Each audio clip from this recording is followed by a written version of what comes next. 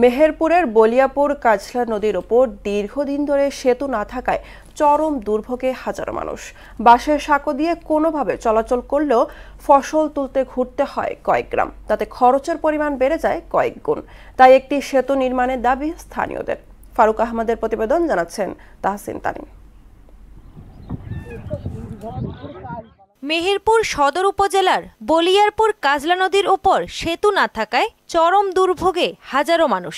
নিজেদের তৈরি একটি বাঁশের সাঁকোই যেন চলাচলের একমাত্র ভরসা। কিন্তু নদীর ওপারে অন্তত 30,000 একর জমিতে ধান, পাট ও সবজি উৎপাদন হলেও ফসল আনতে ঘুরতে হয় কয়েক গ্রাম। সেতু না থাকায় ফসল ঘরে আনতে খরচ পড়ে দ্বিগুণ, কখনো মাঠেই ফসল নষ্ট হয়ে যায়। তাই দুর্ভোগ লাঘবে একটি সেতুর দাবি এলাকাবাসীর। মাঠের ফসল দিয়ে আসা যাওয়া, মানুষজন যাতায়াত, মেঘলা বাদলায়, এসব আমাদের খুব কষ্ট হয়।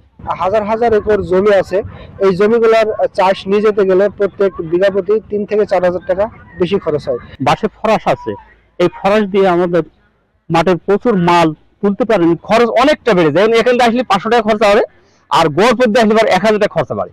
যদি আমাদের ব্রিজটা হতো তাহলে আমাদের কৃষকের অনেক সুবিধাবাদ হতো। রাস্তাটা সহ যদি ব্রিজটা হতো তাহলে আমরা খুব উপকৃত হতাম। এলাকাবাসীর দাবির প্রেক্ষিতে সরেজমিনে পরিদর্শন করে উপজেলা প্রকৌশলী জানালেন, দুই পাশের রাস্তাটি আইডিভুক্ত হলে সেতু তৈরির উদ্যোগ নেওয়া হবে।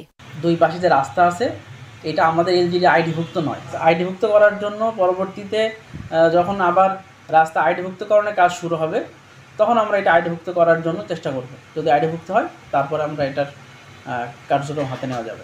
জনস্বার্থে এখানে একটি সেতু নির্মাণে দ্রুত উদ্যোগ নেবে কর্তৃপক্ষ, এমন দাবি এলাকাবাসীর।